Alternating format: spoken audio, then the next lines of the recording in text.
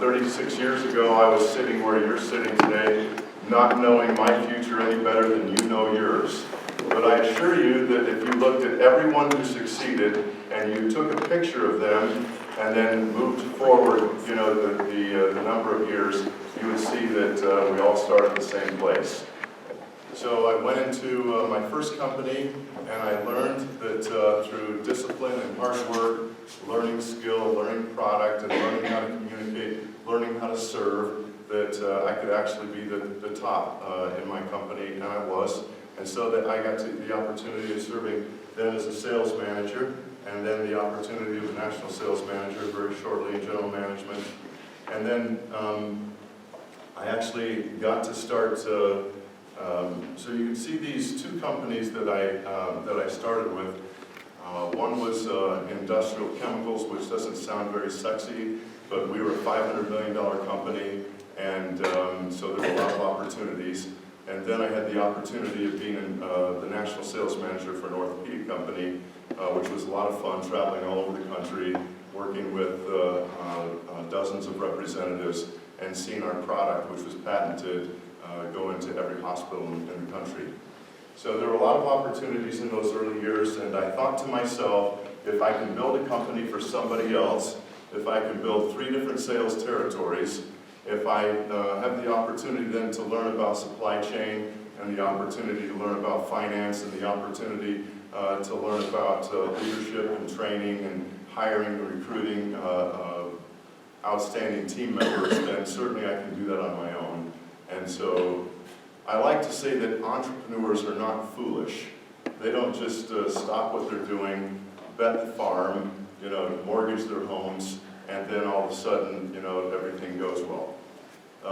We're very disciplined about how we do what we do, and so when I mortgaged my home, I did it with a lot of thought and intent, and I had 3 kids at the time. There was certainly nothing guaranteed in life. And it was a simple product. Again, we manufactured our own line of medical and safety products for business and industry. So we bootstrapped the company through internal profits. One of the things that we did that was unique, we developed a protected distribution model. But inside of our protected distribution model, we developed a proprietary sales management, sales leadership model. So for example, you would think that in Fortune 500 companies, with the amount of resources that they have, that their sales systems are just rock stars. But they're generally, it isn't necessarily so. That's why you find companies out of Germany and other training companies and Fortune 500 companies hire them to help train and consult with them in developing their sales systems. So I took the approach of reverse engineering everything that I had done so that I would be able to pass it along to my team. And so I built out proprietary systems. We wrote our own sales manuals, our own sales leadership programs, so that we could pass those along to our distributors, and it created something that was unique. Allowed us to scale up fairly rapidly, and then we sold our company to Cintas, the uniform people, back in Cincinnati. It's today about a $10 billion company, and so it's clearly a market leader. So it gave me the opportunity of doing some things that were sort of important to me. I have long been a history buff, and so one of the things that I did was I took a number of years, 3 years actually, and 12 to 14-hour days. I actually studied early Christianity, wrote a couple of books, and was able to fulfill some other things that were important to me. So then, in the middle of all that, I had some friends come to me and say, we think that there's this market in the automotive space that we ought to attack. And we think that you should come in and lead the charge and that you should fund it. And, so I said, well, let's explore this market. This is before the lean startup. How many of you have heard about the lean startup? I hope all of you have. If you haven't, you're going to hear about it today. It's the most important thing that's happened in entrepreneurship, period, ever. And I introduced it to Brigham Young University when I came to Brigham Young in 2010. We were the first university in the country to adopt the Lean Startup, and it's made a massive difference in the number of companies, scalable companies, that we could bring out of the university, multi-million-dollar companies that scaled very rapidly because they follow the principles of Lean. So we'll talk a little bit about that today. But I did not follow the principles of Lean in 2000 because they didn't exist. Steve Blank hadn't yet wrote his book, The 4 Steps to the Epiphany, and the Lean Startup hadn't been written, and Nail It and Scale It hadn't been written. And so we did the traditional route of building a business where you think you've got a great idea, so then you go and hire a bunch of people, and you build something, and then you start to put it out to the marketplace, believing that they're going to love what you love. The only problem is that there hasn't been enough testing done, and so you don't have to miss the mark by very much to miss it. So at the end of the day, we ended up scrapping $1 million worth of development, so that's not cheap. I always like to say that I have my $10,000 mistakes, my $100,000 mistakes, my $1 million mistakes, and I wish I could end it at $1 million, but I've made bigger mistakes than that. And so I have what a lot of entrepreneurs call scar tissue. And we all have it because nobody knows what nobody doesn't know. So the difference between business then and entrepreneurship is that business is executing on a known business model. But entrepreneurship is discovering the answers to unknown, untested, untried, unproven business models that don't yet exist. So when you try to teach those in business schools, as they did for 80 years, from around the 1940s to the present, until about 6-7 years ago, it was they sort of looked at entrepreneurship as big business's little brother, and they're not even in the same universe, let alone on the same planet. Which is, and I'll get to that in just a minute as to why that's so important.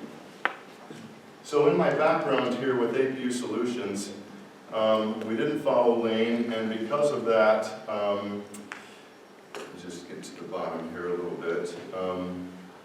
We wasted a lot of time and a lot of money. Now, one of the things that you can't predict, for example, when we thought we had nailed sort of the model that was going to work, then we had an important problem that manifested itself. And that was that the insurers hadn't all gone wireless yet. That was a new phenomenon back in 2000. And it actually took about 6 years for the whole industry to go wireless.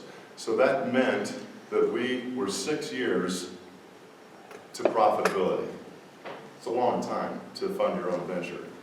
And so I brought 3 other people into my venture that helped me fund the business. We did fund the business, and over time, then we were able to penetrate the marketplace, and we had a very successful exit in 2012 to a major company called Autotex, and they recently were acquired for about $6 billion. And the importance of relationships is that in my new venture, they're also a customer and very interested in the long-term outcome of my current venture. So there are things that happen along the way in company building that you can't foresee, like, for example, partners. And so I was in France, in Paris, taking my wife on her 20th wedding anniversary, and 2 of my partners, officers, went to our bank account and emptied the bank account, and then they left. So I can sue them, I can take them to criminal court, and I can also take them to civil court, but now my venture is embroiled in litigation, and the ability to obtain funding it's not there. It's impossible to do it. And there's such it takes so much time. It's so distracting emotionally and otherwise that it's just really hard to even think about getting engaged in a lawsuit, even though what they did was horribly wrong. Another thing that you can't foresee, for example, is that we officially started our business on January 14, 2000. And my partners, of course, as the CEO, my job was to oversee the growth of the whole company and to make sure we had sufficient funds. So in really just about 30 to 40 days, I obtained a commitment for $8 million in funding. And we signed the document on March 13th, 2000. And on April 13th, a month later, we signed a definitive agreement. That was the day that the tech market dropped 318 points, and it was the beginning of the end of the internet bubble of the late 90s. So we lost our funding. We got the first $1 million, and we didn't get the other $7 million. And since we had already sort of like wasted the first $1 million in development, the wrong development, then we were at that crossroads, where leadership comes in. And we're going to talk about leadership today. This is where my entire team could have just walked. But instead, I stood in front of the entire team and said, I've been here before, and we're going to get through this, and we are going to make a successful company. And those of you here who remain here for the ride are going to profit and do very well. And if you choose to leave, I understand. No one left. A few months later, when as we began to raise funds and they started to see that, yeah, we were going to be able to survive this, then enthusiasm really grew inside the company. Interestingly, because it was going to take so long, I decided that rather than just sit around doing a bunch of stuff that I could have done, but I had a good partner, I said, Charles, I'm going to have you run the company. I'm going to go start another business, and there's no reason for, I'm already not getting paid. I'm happy to continue to fund the company, but I've already worked for free for 2 years, so I don't think I'm going to work any longer for free when I don't know how long it's going to be, but I'm going to continue to fund the company and raise capital for the company, which we did. And I started a new business called Best Final with a partner of mine, and in the time, and it was a brick and mortar company. I could tell you some long stories about that, but the fact is that even though we had people who had a big head start on us, we started in 2002, and we had 2 big competitors in Utah, that one in Davis County that had been in business since '85, another that had been in business since 1992. We started in 2002, and in 5 years, we have eclipsed them by 3 times. They were 2 of the largest in the country. We are now by far the largest vinyl fence company in the country, and we sell to a private equity group just before the downturn of 2008, so it's good timing. Timing is everything. So I did want to draw attention to this last bullet point, never give up. Anybody know where that came from? Is that Winston Churchill? Winston Churchill. So giving the commencement exercises for Oxford, he stands up to give the address, and he looks across the podium, putting his hands on the podium just like this, and he says, never give up, and he sits down. And the chancellor gets up and he says, is that it? And he gets up and he takes a long time and he looks across the whole audience again, and then he says, never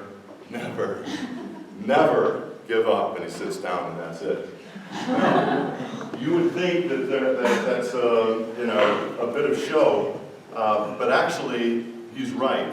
Because business people, entrepreneurs, they only fail when they quit. Because if you keep putting one foot in front of the other, and you are thoughtful, and you're problem solving, you're eventually going to get there. So you just have to have done enough thought ahead of time to make sure that you don't run out of money or that you can survive until that period of time, and we will talk a little bit about that. So AutoExplore purchased that business, as I said, and then Best Final, I talked about that. There is an interesting lesson here about Best Final. People often wonder, how did we do that? And I likened, I'm going to actually get to this, so I'm going to tell this part of the story a little bit later. So hold me to that, and we're going to tell you, I'm going to use my basketball example. But, and then I went on to run one of my portfolio companies, Benefit Communication Insourcing. And the great thing about Benefit Communication Insourcing, my best friend came to me in 2004. He had been selling insurance for about 25 years, and he had a partner, and he didn't like the fact that his partner controlled and dictated the destiny, and he was not a risk taker. My friend Don is a big risk taker. And so at any rate, he came to me and said, I've got this idea about the insurance industry that I think we can exploit. I'm a little bit nervous about it, but we already have a couple of cases where it's worked really well. And so I examined the case study with him, and I said, Don, I think you have something that's really unique here, and you've already proven the concept. So I think you shouldn't have any concern about buying your partner out. And so he did, and I invested a bunch of money into it as well. It was a good thing. And today, Benefit Communication Insourcing is the second largest company in its industry, and will overtake the leader probably by the end of next year. And we basically insource our people into the HR departments of large corporations north of 4,000 employees, and we enroll them in their employee benefits. Now, if you've ever had that, you're too young to have had that happen very much, but I'm here to tell you that it doesn't happen very well. When they have those open enrollments, people understand so little about their benefits that they don't know how to access them or utilize them properly or gain the most benefit from them. So our people are experts in that area, and they're experts in communication. And we spend a lot of money to train them, to make them truly gifted in what they do. So for the privilege of having these people inside conveying employee benefits to their employees, they allow us free access to be able to sell ancillary benefits that aren't offered by the company. And so I call ourselves like a virtuous Trojan horse.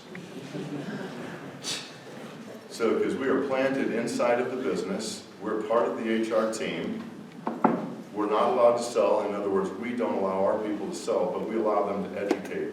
And our take rates are 70% versus 20% using the models that are traditional out there today.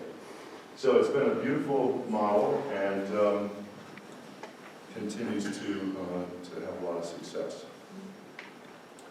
And then the dean of the Marriott School called me one day and asked me, Gary Cornea, he asked if I would consider running the Center for Entrepreneurship. And I said, you really don't want me? Because I am not an academic, and I will create some headaches for you inside of the Marriott School, because I'll ask for things that you typically won't want to give me. And they said, well, we're willing to take that risk. And I said, really? What about those 15 guys in Salt Lake? At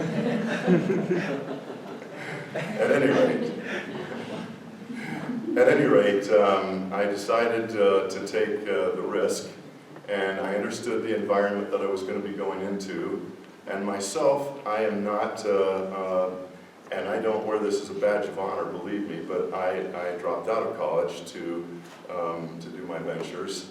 I have all 5 of my children have graduated from Brigham Young University, so you can tell that I think a great deal of education. And myself, I understand the value of education, which is why I have, my library is literally, it's several thousand books. And when people come into my library and they ask, have you really read all those? And I said, no, but about 80% of them. And so I understand the importance of education, and you should too. And that the more that you read, the more that you will learn, the more knowledge that you'll obtain, and the wiser that you'll become as you gain experience and apply the knowledge that you've learned. But with that caveat, they brought me in to run the Center for Entrepreneurship. So the very first year, we introduced the lean startup approach to starting companies. The second thing that I did was I threw out the business plan competition immediately, and I introduced the International Business Model Competition, which now has about 5,000 universities across the country, or globe rather, from 38 different countries that participate. We also introduced the Miller New Venture Challenge. I went to the Millers, Gail Miller, and laid out our program, and she endowed our program, and so we've had amazing success with that program. And I'll show you how we model that in just a minute. But in year one, and this is an important lesson with leadership. In year one, we were able to turn on a dime everything.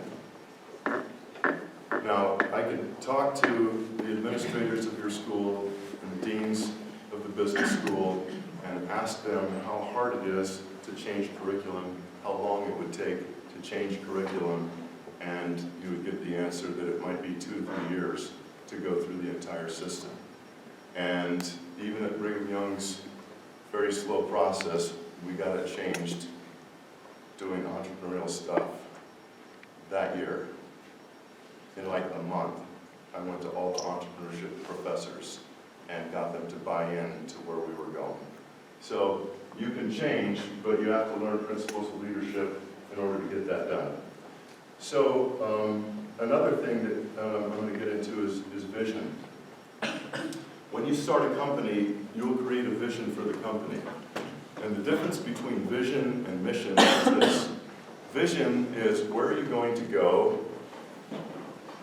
and how will you know when you got there? I want that to sort of penetrate your minds and think about it. And a mission is why do you exist? It's important to understand the distinction between those two things. So when we established a vision at the Rollins Center, just as I had for my businesses, we said that we will be the global leader in successful campus-inspired entrepreneurial ventures. And everyone knew that that meant scalable ventures. And that's not really popular in a lot of universities who will say that it's not their job to do that sort of thing, but rather to educate, and they're right. The most important thing that they can do is to educate your mind so that you can take that education and then use your own creative forces to be able to accomplish what we need to. But at the end of the day, if you can do both, why not? And there is hardly a better time to start businesses than when you're young because you have less to risk. When I started my business, even at 29, I said to myself, well, I've got a mortgage, I got a couple of car payments, and I have 3 kids, and they're all depending on me. But I knew that it was only going to get worse. So I said, you know, now's the time. What have you got to lose? So you just have to know how to do it. You just have to have a great idea and know what you're going to do. So then, these are the 4 things that we built our program around: curriculum, events, competitions, and mentoring. And I don't have time to go into too much of that right now. And then, in the middle, this is how it always happens. It's just like, it's crazy. I've been an investor in companies for a long time, an angel investor. And I had a young man come to me that had graduated from college. I knew from the university. He'd since graduated a few years, 2 or 3 years. And he had this idea. And I said, I really like this idea. And so I said, I'll fund it. And so we began and we started, but I don't want to run the company. I'll be the chairman and the chief strategy officer. I want to still teach at Brigham Young and still run the program. And he said, all right. So then we go in, we start getting our first customers, and he says, oh, by the way, I'm going to go to the Wharton School. I said, but look, I've just invested this money into the company, and you have stock ownership, and what? Anyways, long story. So he left. So while I'm running the program at Brigham Young, I have now the startup all on my shoulders. And so I'm running both at the same time. It's a bad idea. It really is a bad idea. And it created some challenges for me. But nevertheless, we were able to still launch the company, have great success early on, and raised a seed round in early 15 and an A round later in 15. And when they got comfortable with my partner that I brought over from SUU Solutions to replace my friend that had left, then I stepped up to the chairman role like I had intended to. And so I'm not running Almighty day-to-day anymore. So, but we are currently doing a couple $1 million in revenue. We think we'll do probably 5 or 6 next year, and we'll scale to 20 or 30 the year after that because of the contracts that we already have in place. So Almighty is a mobile SaaS platform for workforce management where we take the towing industry and really workforce management, many industries that we could work with, but we chose the towing industry for a lot of reasons. My experience with SUU Solutions allowed me to know of the great infrastructure that existed in enterprise with the towing space, with all the insurance companies, the salvage recyclers and the salvage auto pools, such as Coparts and insurance auto auctions. They transport millions of cars. And so we're becoming the Uber of the towing space, and I suspect that we'll probably have a company in the next few years that does a couple $100 million in revenue. And in a SaaS company that does a couple $100 million in revenue, I can tell you that the value of that is staggering. Since we sold our first SaaS company for 15 times revenue, not earnings, 15 times revenue. So you can make a lot of money from SaaS companies. So I'm going to spend the next, we have to finish at 25 after? Approximately, yes. Okay. So I'm going to go really quick on a couple of slides that I think are really important. From the good book, it says, as a man thinketh in his heart, so is he. Now, 3,000 years ago, there was no scientific evidence to justify that maybe this was a true statement.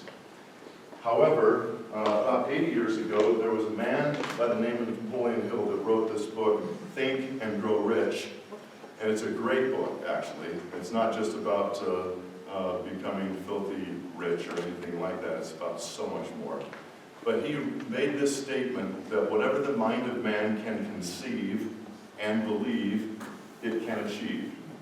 Again, it sounds like a grand statement, but is it really true? As a man thinketh in his heart, so is he. So then we go on now, and as I was doing research for one of my books, then I found in researching brain plasticity that the work that had been done is staggering, and the evidence is overwhelming. So he wrote, even the adult brain is plastic, able to forge new connections among its neurons and thus rewire itself. Sensory input can change the brain, and the brain remodels itself in response to behavioral demands. The existence and importance of brain plasticity are no longer in doubt. The brain is dynamic, and the life we lead leaves its mark in the complex circuitry of the brain, footprints of the experiences we've had, the thoughts we've thought, and the actions that we've taken. The brain allocates neural real estate depending on what we use most: the thumb of the video game addict, the index finger of a braille reader, the analytic ability of a chess player, the language skills of a linguist. But the brain rewires itself on something much more ephemeral than what we do. It rewires itself based on what we think. So now we have the evidence that we've been searching for. And so my advice to you today is to be careful what you think. That your thoughts have great power. And when you believe in yourself and you eliminate self-doubt, and when you invest your time in doing good things instead of things that are derogatory or that won't produce the results that you're looking for, you'll be very happy that you made that choice. We are all born with certain genes, and we are all placed into certain environments, and they matter very much. But at the end of the day, I do believe, based on scientific research, that there is an inner zone within each one of us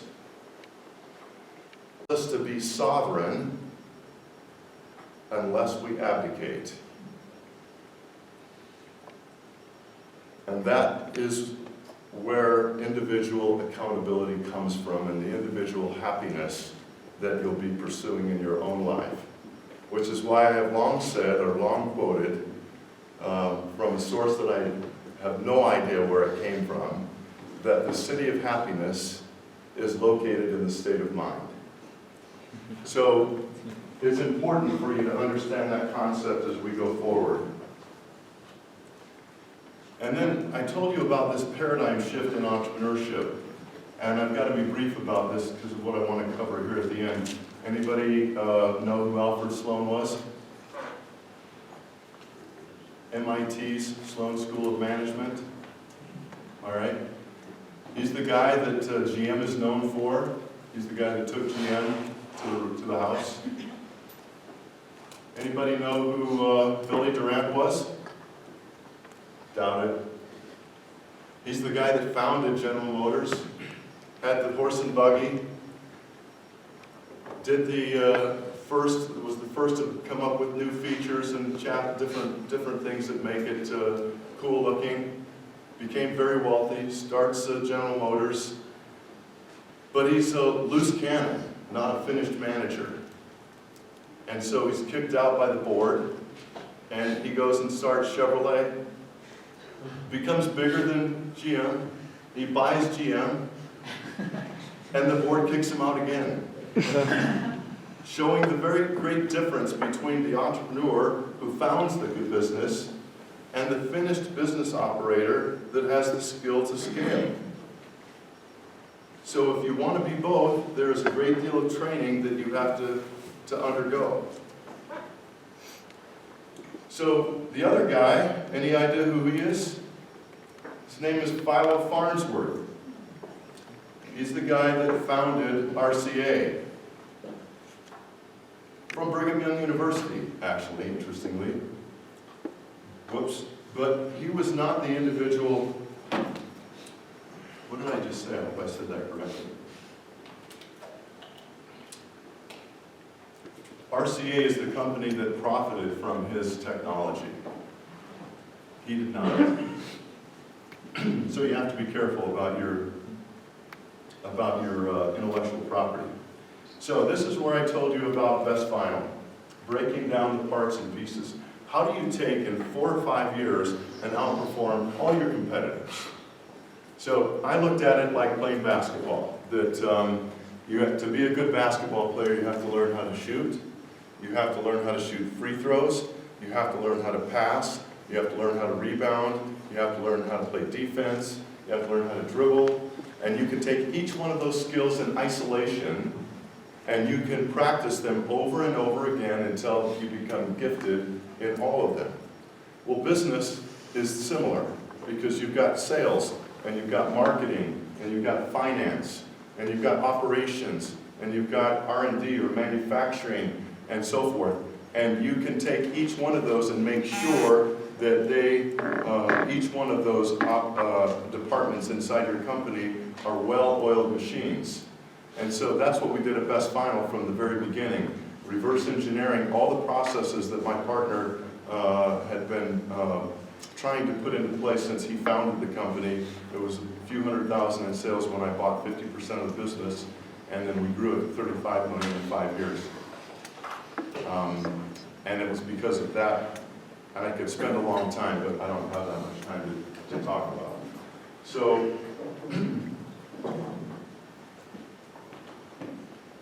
now this model is something that I came up with when I was trying to determine how to teach entrepreneurship at Brigham Young. I said to myself, how do we make it easy to understand how somebody can actually start a business and take away the mystery of it. And I went to Harvard, actually, and I visited their entrepreneurship program. I went to MIT, and I visited their entrepreneurship program. I went to Stanford, and I visited their entrepreneurship program. And I left being,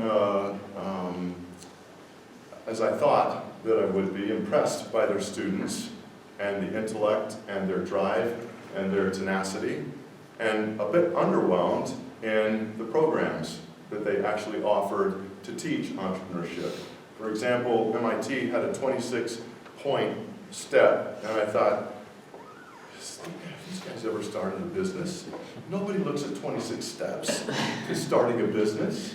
You know, that's not duplicatable, that's not going to work. And so I actually thought down and rehearsed in my own mind everything that I had done, and then I took some of the information that I read from Steve Blank, and I came up with this model. So it starts with the idea, right? You have an idea, and again, I don't have enough time to even fully go over this for you. But before you have an idea, you're going to think about all the competitors over here who are doing everything that you're thinking about. And then you're going to be thinking about the key differentiators of the things that you're planning to do that are very different than anybody else is doing. And you're going to spend a long time, when I say a long time, you're going to spend hours refining what you think those value points are that separate you from everything else going on over here. Are you with me? Okay? And when I've got them as good as I think that I can get them, and I could tell you another story about Henry Kissinger that would make you understand just how much effort that really is to get to that point. Not in time, but in effort to refine it. And then when I think I've got it right, I'm going to send it out to 100 real customers and do a survey and see if my hypotheses are correct. And based on the response to those hypotheses, I'm going to end up changing everything about what I just did, and I'm going to then restate everything as well as I can. I'm going to come up with an MVP, a minimum viable product, and that minimum viable product can be wireframes, it can be drawings, it can be if you were an industrial design student, it could be a prototype, and you're going to then take that to customers and put it through a rigorous series of steps to be able to, before you start that business and start investing money, you're going to test your assumptions to make sure they're correct. And whereas my first business took years to get to this point and millions of dollars, Omadi took me really about a year and about $200,000. There's a huge difference. So then to the model, business model development, customer validation, taking it from a minimum viable product to what I call a MAP, a minimum awesome product, ready to be able to deliver value to customers that they're going to be willing to pay for. And then a step that I neglected, because I originally in this model had this as launch. Seemed logical to me. But after Omadi, I said there's a step that I missed here. Because sales got out ahead of product development and ahead of onboarding. So what did that mean? We were delivering not a good customer experience to our customers. Started to experience a little bit of churn on some of our small customers. And then we said, all right, let's hit the pause button here. Let's make sure that our product comes more up to speed and that our onboarding systems come up to speed. And we're going to take sales and marketing, and we're going to take product development and our team, and we're going to move all of those along at the same time instead of one or more getting out ahead of the others. So this process of build is super important, and it helps you to scale lean. And so, yeah. And then scaling, I think we understand what that means. And then leadership through the phases of the startup is very different. the same leader that is required to start the business is a very different leader than the person that has reached sustainability. You can do it. And I've done it, and I've done both. But I actually don't like both as well. I love the startup, and I love the early years. And I love the, getting up to about 100 or 200 employees, and after that, I don't like that much anymore. Which is why I probably have ended up harvesting my companies and moving on. But others that I know have enjoyed that part of it, and they'll scale up to where the company is doing hundreds of millions in revenue, and it can be done. You have to decide what you want. But you can see that in customer validation, in taking from an idea to over here, a real customer, from an idea over here to where you finally have a real customer, that's more of a project-based management style. If you were then getting to operational validation, taking it from a real customer to a functioning enterprise, where you begin to deliver that value consistently to more customers, that is again a different style. So it's all about making and delivering the product, creating raving fans, and then the ability that you will have as founders of your businesses to do the early customer acquisition. So sales is kind of important, and I'm afraid to say that at universities, they haven't yet figured that out. About a third of you may make your living selling something, literally, and it's a very important part of the economy, and it always will be. So, and then when you get to financial validation, that's when you're going to have your best practices, your processes. If you do something more than once, then you have to boil it down into a best practice, a repeatable best practice that allows you to be able to scale without having hiccups. And then finally, the whole objective is that you can leave and go on vacation and know that your company's not going to fall apart when you leave, because you have a whole infrastructure of people that are in place, that are trusted, that are competent, and that you can go out and fulfill all the different dreams that you have and not be married to that business. I'm pretty grateful just to have one wife, and that I was never married to my business. So, my top 14 lessons learned. I think it's important that each one of you think about the gifts and talents that you have.